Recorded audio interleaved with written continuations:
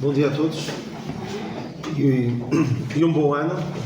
Acho que estive com a maior parte de vocês desde o ano passado e eu gostava de hoje de falar deste novo ano. Já passou um mês, é o mês mais difícil de passar, parece que são 2 meses, tanto que normalmente custa a passar, portanto agora o resto do ano vai ser bem rápido. E de facto o tempo passa muito rapidamente. É como um conto ligeiro, diz a palavra de Deus. Quando olhamos para trás, aqueles que já temos alguma idade, percebemos o quão rápido o tempo passa. E este ano vai passar muito rápido. Mas é um ano que apresenta vários desafios, várias coisas que eu gostava de considerar convosco, alguns desafios que eu vejo para nós, todos, neste novo ano. Mas este ano tem alguns eventos especiais que eu gostava de relembrar-vos, por assim dizer, marquem na vossa agenda. Temos alguns fins de semana prolongados. Eu não sei se aqui o feriado municipal deu fim de semana prolongado, não deu? Pois não, foi fim de semana, acho eu. Foi no sábado. Foi no sábado, pois, não foi grande coisa, mas temos de 8 a 10 de junho, temos um fim de semana prolongado. Na Páscoa também temos sempre um fim de semana prolongado e temos também um fim de semana prolongado em novembro, com o 1 de novembro. E temos algumas pontes, claro, quem puder aproveitar faz bem. Temos eleições legislativas no dia 10 de março. Aliás, vamos ter muitas eleições este ano, vamos ter também nos Açores. Ainda não sabemos se vamos ter na Madeira, acho que não, pelo menos para já. Vamos ter eleições europeias, e são eleições que em junho, são normalmente eleições que passam um pouco despercebidas, mas muito do que acaba por se fazer aqui em Portugal são diretivas que vêm da Europa e são eleições também muito importantes. Para nos distrairmos um bocadinho à boa maneira romana do pão e circo, vamos ter o Europeu de Futebol em junho e julho. Dependendo de como for o desempenho da seleção portuguesa, vamos estar entretidos, um bocadinho entretidos, sim, durante algum tempo. Temos Jogos Olímpicos, temos também algo que é bom para entretenimento, que são as eleições presidenciais nos Estados Unidos. Vamos ter provavelmente a desforra entre o Trump e o Biden. E muito do que se passa nos Estados Unidos acaba por chegar cá. São eleições também que acabam por nos afetar de uma maneira ou de outra, porque são um país que lidera, para o bem e para o mal, lidera o mundo. E temos também, naquele tal fim de semana prolongado de 1 a 3 de novembro, porque para quem não souber, se calhar é quase em primeira mão, a conferência bíblica que a Igreja em Quinta de Conde organiza de 3 em 3 anos, será neste fim de semana de 1 a 3 de novembro. Já marquei na minha agenda, tenciono estar lá. Mas temos então, neste ano, para além destes eventos, temos bastantes desafios para este ano de 2024. Temos desafios políticos, estas eleições que vai haver. Temos também todas estas questões de guerra que vemos acontecer em várias frentes. Não sabemos o que é que aí vem, e se nós recuarmos 90 anos, o mundo estava também assim muito agitado, e se recuarmos talvez 110 anos, vemos como a Europa estava em ebulição à espera de que algo acontecesse para uma nova guerra mundial. Não sabemos o que é que virá, mas que há bastantes desafios. Há desafios económicos, temos pessoas com grandes dificuldades para fazer face às suas despesas, com o desemprego, com a falta de poder de compra. Temos desafios sociais. Uma das grandes bandeiras de alguns partidos hoje é a questão da habitação, que muita gente não tem, e é um drama para muitas pessoas. Temos desafios tecnológicos, como o surgimento e a quase omnipresença da inteligência artificial, que ajuda muito a nossa vida, mas também tem o seu lado mau. Toda a tecnologia tem a sua coisa boa e as suas coisas más. Estamos cada vez mais dependentes desta coisinha tão pequenina que Eu até tenho perguntado o seguinte: quantos de vocês, ao sair de casa, voltaram para trás a buscar o telemóvel? Depois de já andarem assim um bocado? Quase toda a gente já o fez. Quantos de vocês que já fizeram isso é que já voltaram para trás para vir buscar a Bíblia? O que é importante? Quase não conseguimos viver sem isto. Isto é quase uma extensão do nosso corpo. Temos demasiada coisa aqui. E estas coisas que nós temos aqui guardadas não é só para nós. Eu costumava brincar com uns alunos que perguntavam-me se o professor não tem TikTok. E eu dizia: olhem, o governo chinês já sabe o suficiente sobre mim sem eu ter o TikTok. Por isso eles não precisam de mais nada. Porque isto espia-nos, sabe o que nós andamos a fazer, onde é que vamos, o que pesquisamos. Tem coisas boas, tem coisas más. Traz grandes desafios. Também temos desafios ambientais e vemos estes ativistas, chamados ativistas, ou tendo mais a chamar terroristas pelo clima, a dificultar a vida de toda a gente com estas ações pelo ambiente. Temos desafios éticos e morais. Tivemos recentemente a aprovação da lei da eutanásia, uma questão ética e moral, e tenho sérias dúvidas de que fique por ali, por eutanásia naqueles casos limite em que as pessoas já não têm razão para viver. Temo que, tal como já tem acontecido noutros países, que se vá abrindo o leque a cada vez mais pessoas, chegando, como em alguns países, adolescentes que estão num estado de tal depressão que pedem a eutanásia e lhes é dada. E temos também desafios religiosos, entre tantos outros. E no meio de tantos desafios que temos pela frente, usando as palavras do apóstolo Pedro, que pessoas nos convencer? Qual deve ser a nossa atitude perante todos estes desafios? Eu vou falar um pouco para aqueles que já conhecem o Senhor Jesus Cristo como seu Salvador, aqueles que já são do Senhor, mas também vou ter um desafio muito mais importante para aqueles que não o conhecem. Porque sabem uma coisa? Muitas pessoas iniciaram este ano de 2024 cheios de objetivos, cheios de planos, que já tinham férias marcadas, que já tinham grandes eventos, concertos a que iam assistir em 2024, porque o artista tal vem a Portugal ou até iam ao estrangeiro para ver. E neste mês de janeiro, muitas pessoas já partiram para a eternidade. Não, o ano 2024 não é garantido. Há uma semana e meia sepultei a minha mãe. Ela já não tinha grandes planos para o futuro, mas certamente não estava à espera e nós não estávamos provavelmente à espera de que 2024 fosse o ano em que ela iria partir. Quando eu preparei estes pensamentos, não estava a pensar que um dos eventos de 2024 seria esse. Mas foi essa a vontade de Deus e, pela graça de Deus, partiu para o Senhor. E isso deixa-me totalmente descansado, que depois de ter cumprido a sua missão neste mundo, o Senhor tenha decidido chamá-la para si.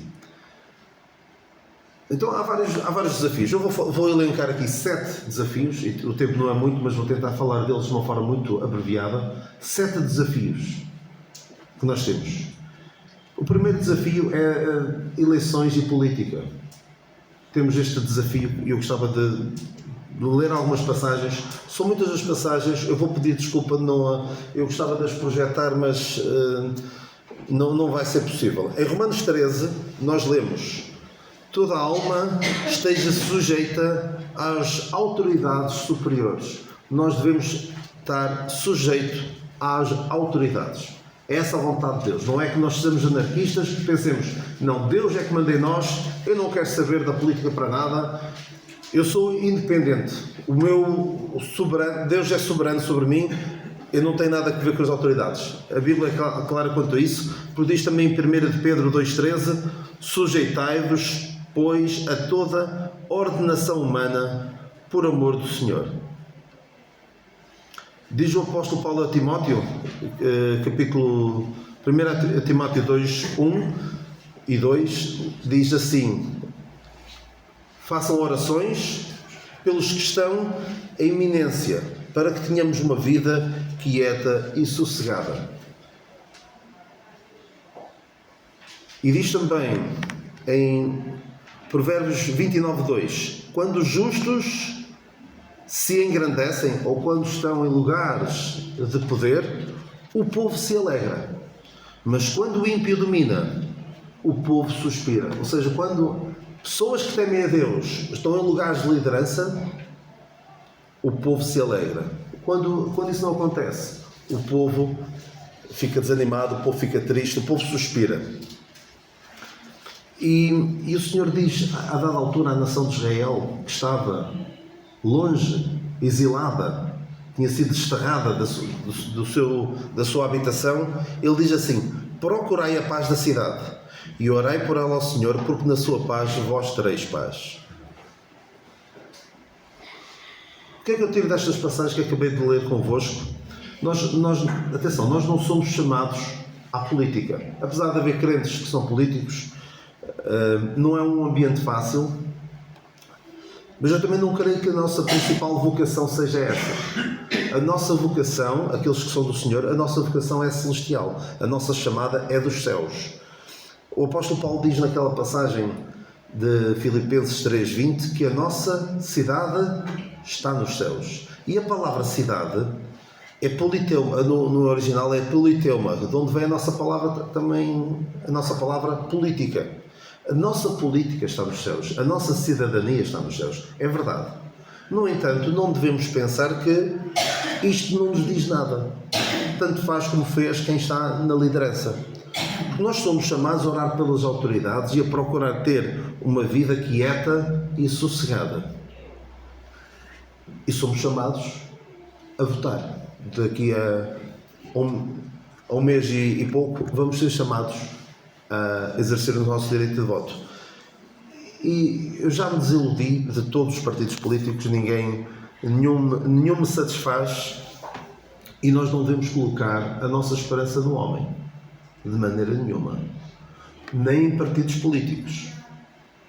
Sabe uma coisa, eu imagino que há 90 anos, na Alemanha, havia pessoas, se calhar até em igrejas como esta onde nós estamos, pessoas, líderes religiosos, a fazer a apologia do voto no Partido Nacional Socialista. Que o Adolf era um grande homem. Eu espero que ninguém corte só esta parte da mensagem e diga que eu estou a dizer isto, não é? Que o Adolf Hitler era um grande homem que ia restaurar a glória da Alemanha antiga. E muita gente que via que o estado das coisas era terrível e que aparentemente aquele homem ia trazer uma moral àquele país, uma moral que estava perdida, uma glória da Alemanha antiga dos séculos passados, e foram votar nele. E vemos a tragédia que ocorreu à conta disso. Portanto, não coloquemos a nossa esperança em partidos. Alguns confiam em homens, outros confiam em cavalos, diz a palavra de Deus, mas nós pomos a nossa confiança em Deus. Ele nunca nos desilude. No entanto, apesar de nós não devemos colocar a nossa esperança no homem, nem em partidos políticos, nem nada, devemos ter consciência de que nem todas as opções que nos colocam à frente são iguais. Há algumas que são completamente anti-Deus, que têm nos seus ideais, têm nos seus princípios. Deus está fora. Por isso, nem todas as opções são iguais. E pensem um bocadinho. Quando eu for votar, a expressão não é minha, mas não votemos com a carteira. Penso que percebem o que eu quero dizer. Lá porque este partido promete dar mais isto ou mais aquilo, eu vou votar nele. Se votamos com alguma coisa, votemos com a palavra de Deus, com as convicções que temos na palavra de Deus. Porque se formos a ver que pensamento político, que corrente política é que nos deu, nos últimos 15 anos, coisas como o chamado casamento homossexual, a adoção, a eutanásia, adoção por pares homossexuais, eutanásia, agora recentemente a autodeterminação de género. Penso que o Marcelo, o Presidente, vetou uma destas leis, mas esta outra passou a criminalização de terapias de conversão, ou seja, se alguém tenta ajudar uma pessoa homossexual a explicar-lhe, olha, este comportamento à luz da palavra de Deus não é correto, vamos tentar ajudar-te, mesmo que ela permita, isto é crime, pode dar cadeia. Chegamos a esse ponto. Quem é que nos trouxe estas leis? É neles que queremos, são esses que queremos que estejam à frente dos destinos do país. Se forem, sabem o que é que acontece? Quando o ímpio domina, o povo suspira. Depois vamos dizer muitos ais. Fica este pensamento das eleições. Vou votar como? Como alguém que teme a Deus ou como votam os outros? Liberdade religiosa, que está relacionada com esta questão que acabámos de falar. Nós vamos estar sujeitos às autoridades, mas preparemo-nos para a possibilidade de sofrermos. Pedro diz já a dada altura assim: se padecerdes por amor da justiça, sois bem-aventurados. Felizes de vós se padecerdes por amor da justiça, por fazer aquilo que está certo. E há uma passagem que em Atos, no livro de Atos, em que dois dos discípulos do Senhor, Pedro e João, são confrontados com este dilema. Eles estavam a pregar que Cristo tinha ressuscitado, estavam a pregar que tinham acabado de curar um coxo em nome do Senhor Jesus, e as autoridades religiosas disseram: não queremos que preguem mais este nome. Então em Atos 5:29, eu vou ler o versículo. O que é que eles dizem? Atos 5:29.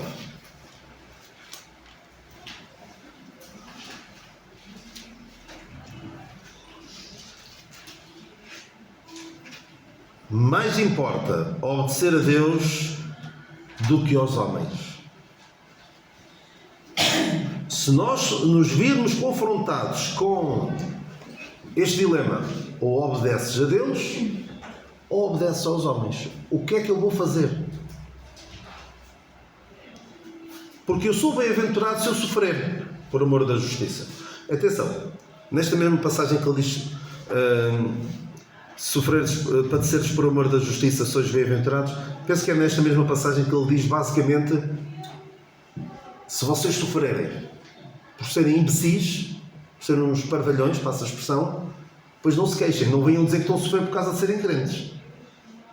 Se sofrerem por fazer o que não devem, aí não digam: estou a sofrer por ser crente. Não. Se sofreres por fazer aquilo que Deus manda. E há outras duas passagens no livro de Daniel, em que tanto Daniel como os seus amigos foram confrontados com uma situação muito difícil. Os amigos de Daniel era um homem de Deus, ele e os seus amigos foram para a Babilónia e estavam numa terra onde adoravam imagens de escultura, onde Deus não era o Deus da terra. E foram confrontados com esta seguinte situação. Os amigos de Daniel tinham de se ajoelhar perante uma imagem que o rei tinha mandado fazer. E eles não se ajoelharam. Toda a gente se ajoelhou. E quando toda a gente se ajoelha e há três que ficam ali em pé, toda a gente repara. Então eles foram confrontados. Ou vocês ajoelham, ou vão ser lançados na fornalha de fogo ardente. E eu gosto muito da resposta deles. A resposta deles é de uma fé extraordinária. Daniel 3:18. Eu gosto particularmente aqui de uma expressão. Eu gostaria de ter esta capacidade. Eles dizem assim, versículo 16, 3:16: Não necessitamos de responder sobre este negócio. Ou seja, a resposta já está dada. Nós já demos a resposta. Eis que o nosso Deus, a quem nós servimos, é que nos pode livrar. Ele nos livrará do forno, do fogo ardente e da tua mão, ó Rei. Ou seja, Deus é poderoso para nos livrar. E se não, fica sabendo, ó Rei, que não serviremos a teus deuses, nem adoraremos a estátua de ouro que levantaste. Ou seja, Deus é poderoso para nos livrar. Mesmo que não livre. Porque nós não conhecemos os seus propósitos. Não vamos ceder.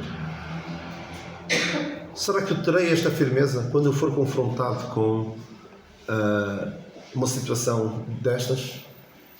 Ou é mais fácil, olha, ponham o cristianismo na gaveta, ou seja, por uns tempos, só desta vez Deus vai compreender e eu faço de conta que não tenho as convicções que tenho e cedo. Daniel, mais tarde, passou uma lei que dizia: ninguém pode orar a quem quer que seja. Se querem pedir alguma coisa durante um mês, acho que era um mês, só podem pedir ao rei. O que é que Daniel fez quando ouviu falar disto?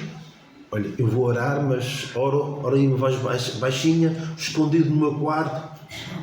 Daniel fez como antes costumava fazer, foi orar de maneira que toda a gente visse. Não mudou. Eu vou ser muito sincero, eu não conseguia fazer o que Daniel fez. Com toda a sinceridade. E o que é que aconteceu? Foi lançado na cova dos leões. E Deus honrou a sua fé. Mas eu tenho a certeza que ele tinha o mesmo espírito dos seus amigos. Se Deus não livrar, vai dar ao mesmo. Não é por aí que eu vou ceder. Eu não creio que a perseguição aos crentes esteja para breve. Como houve em tempos que os crentes eram perseguidos. Penso que a maior parte de vocês não se recorda desses tempos, de quando eram abertas igrejas e as pessoas eram perseguidas. Tiravam coisas, havia forte perseguição. Não creio que isso esteja para acontecer, ou até proibir de nos reunirmos. Mas essa era a maneira como o diabo atuava. Uma perseguição feroz. Agora uma perseguição mais ligeira, mas também muito, muito feroz, na minha opinião.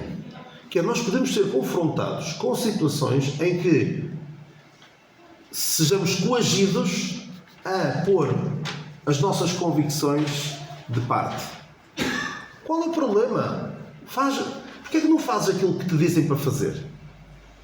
E eu penso assim: vou obedecer ao que me diz o homem ou vou obedecer ao que Deus diz? Por exemplo, na questão da educação, da forma como educamos os nossos filhos, o mundo diz que nós não podemos educar de uma maneira... A maneira como se educa à luz da palavra de Deus não é bem vista pelo mundo. Por exemplo, eu não quero que os meus filhos sejam expostos a certas coisas na escola. E se eu digo, olha, eu não quero que o meu filho esteja nisto, sou capaz de ter problemas na escola.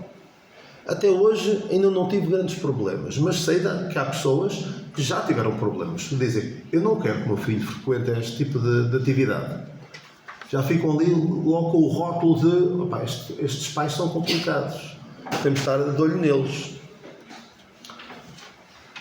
E mesmo na questão, agora com estas leis que foram aprovadas, nós podemos ser obrigados, eu por exemplo enquanto professor, posso ser obrigado ao seguinte: tenho um aluno que de um ano para o outro decidiu ser uma menina.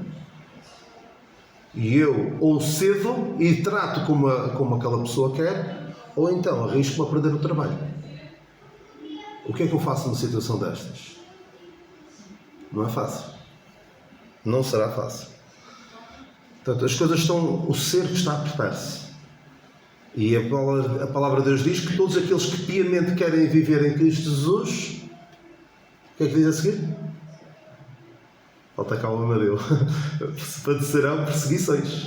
Todos os que querem viver em condições, de acordo com o que a palavra de Deus diz, vão padecer perseguições. Não é vão ter uma vida de vitória em vitória, cheia de coisas extraordinárias. Vão ter, sim.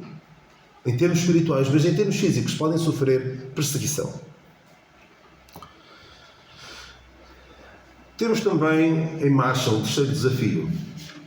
Peço principalmente aos pais que estejam muito atentos ao que os filhos aprendem na escola e o que vêm nas redes sociais, na televisão, nos livros, sobre a ideologia de género, que são ideias sem quaisquer base científica.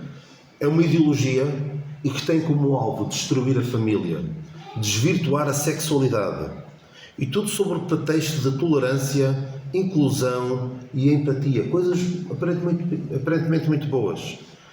Se vocês forem ver o que é que hoje em dia na televisão há sempre pessoas em posições de destaque da comunidade LGBT. E atenção, Deus ama essas pessoas.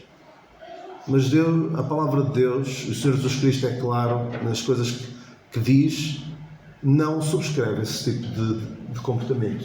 São comportamentos desviantes em relação ao que a palavra de Deus ensina. Mas essas pessoas vão influenciar as mentes, as nossas mentes, as mentes dos nossos filhos. E isto está tudo muito bem montado. Há manuais escritos com linguagem e conceitos torcidos de maneira a facilitar todas estas coisas. A homossexualidade, a transexualidade, dizem que rapaz e rapariga, isto é maleável, tudo depende da forma como tu fores criado. Isto são coisas terríveis. A ideia é normalizar a homossexualidade, promover a transexualidade, e vocês viram há uns meses, quando houve uma pessoa que ganhou o Miss Portugal. Ai de quem dissesse que não era uma mulher. As coisas estão assim neste momento. E eu não vou gastar muito tempo com isso, mas creio, ao que eu vou vendo, a homossexualidade já entrou, normalizou, a transexualidade também já está nesse caminho.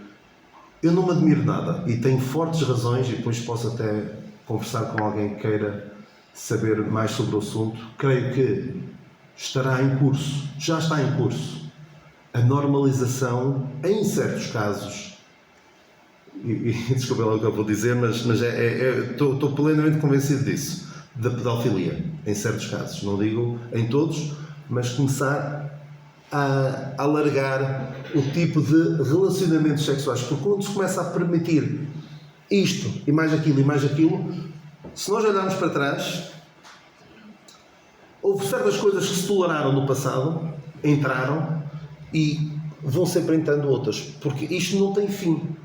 A imaginação do homem é má continuamente, diz a palavra de Deus. Mas é que é importante irmos ver o que é que a palavra de Deus diz sobre estes assuntos. O que é que a palavra de Deus diz? Macho e fêmea os criou, logo em Gênesis 1.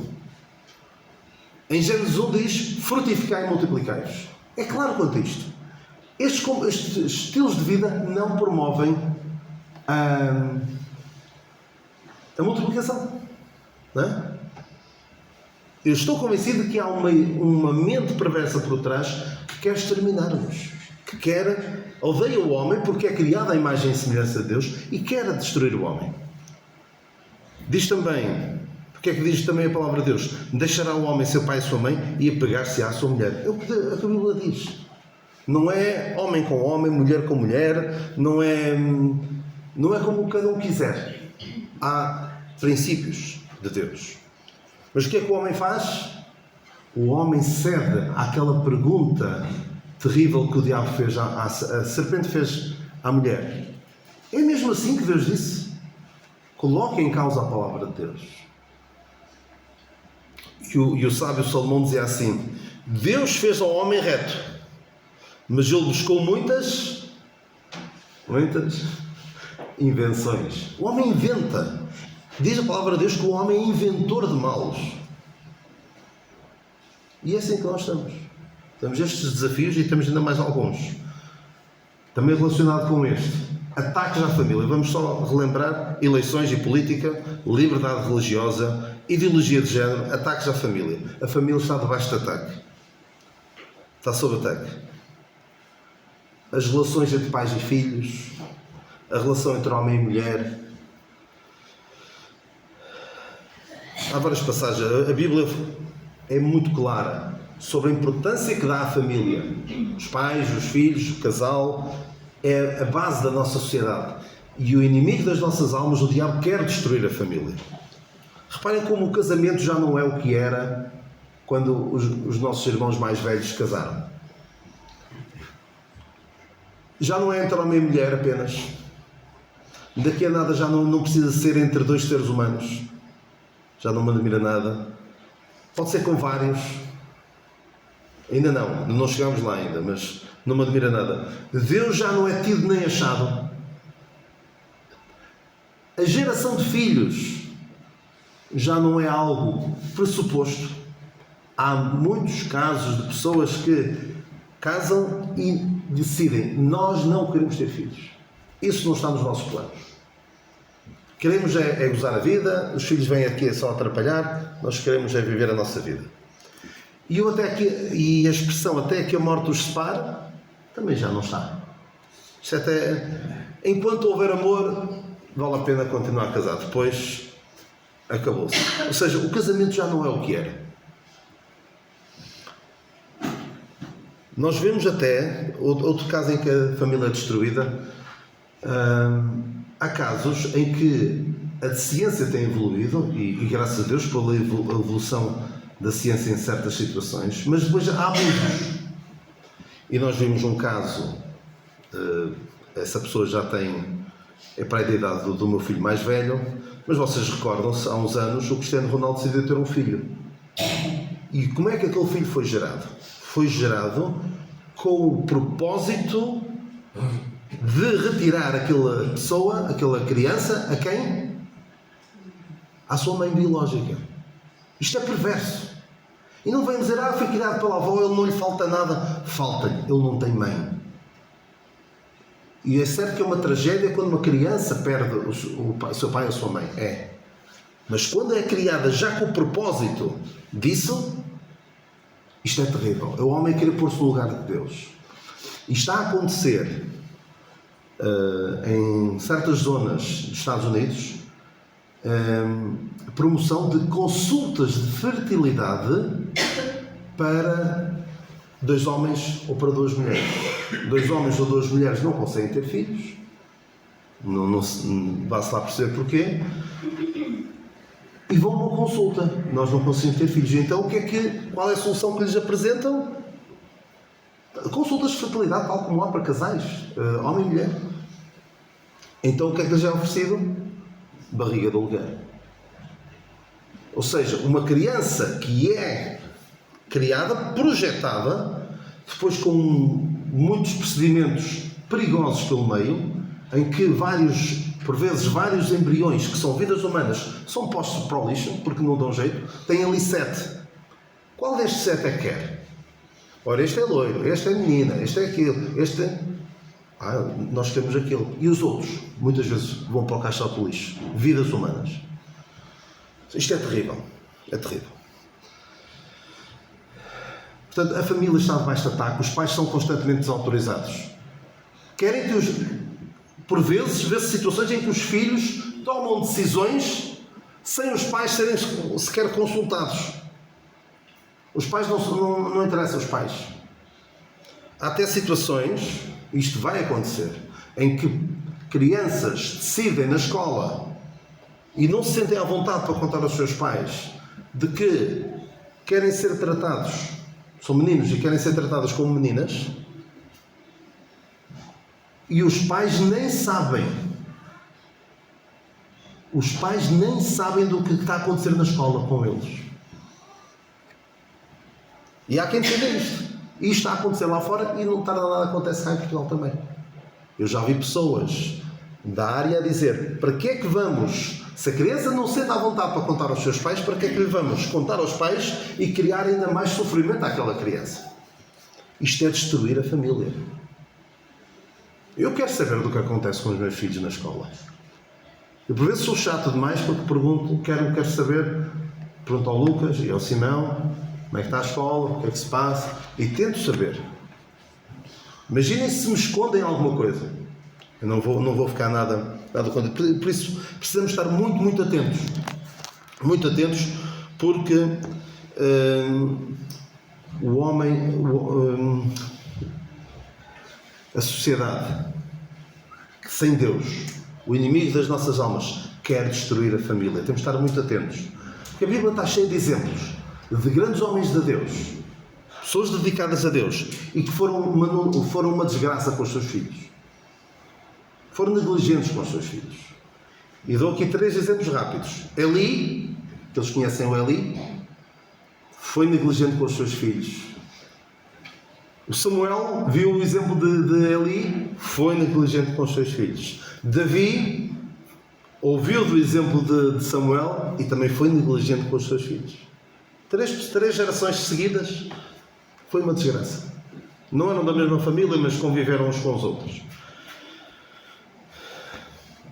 Agora, outros 3 desafios mais pessoais para cada um de nós. Compromisso com a igreja. Até que ponto é que eu estou comprometido com a igreja? A dada altura, o apóstolo Paulo fala de alguém que é dos vossos. Epáfras é dos vossos. Será que aqui na igreja, os que aqui estão, sabem, têm uma postura tal que a liderança da igreja sabe, eu posso contar com ele? A palavra de Deus diz, somos membros uns dos outros. Será que eu vivo de maneira que tenho consciência de que pertenço ao corpo de Cristo, de que sou uma família, mais que uma família, pertenço a um corpo? E se eu falto, se eu não me envolvo, estou a fazer mal ao corpo. Eu oro pelos meus irmãos, visito-os, procuro estar nos cultos, na ceia do Senhor. Eu vou a várias igrejas e apercebo de uma tragédia, que é, várias igrejas têm a ceia do Senhor meia hora antes, como vocês aqui fazem. E muitas vezes, no início, quando acaba a ceia do Senhor e começa o culto de pregação, há uma entrada anormal de pessoas. Anormal no sentido em que gostaria que tivessem estado lá meia hora antes e não estiveram. E eu não percebo porquê. Causa muita confusão. O momento em que os crentes se reúnem para celebrar o ato de amor mais fantástico alguma vez feito em seu favor, é só vir meia hora antes. E alguns não vêm. O Senhor Jesus Cristo poderia dizer: nem meia hora pudestes velar comigo. Ou seja, eu sou tão importante para ti que não consegues estar meia hora antes para estar comigo e para lembrar aquilo que eu fiz por ti. Isto também é um reflexo de outro desafio, que é a secularização. Secularização é as pessoas acomodarem-se a este presente século. Este presente século em que nós vivemos não é o século XXI, mas o mundo em que vivemos, a palavra de Deus diz, é o presente século. Não é bom, não é o presente século bom, é mau. E cuidado de nos tornarmos demasiado à vontade neste mundo que não quer nada com Deus, que rejeita Deus. A palavra de Deus diz: não vos conformeis com este mundo.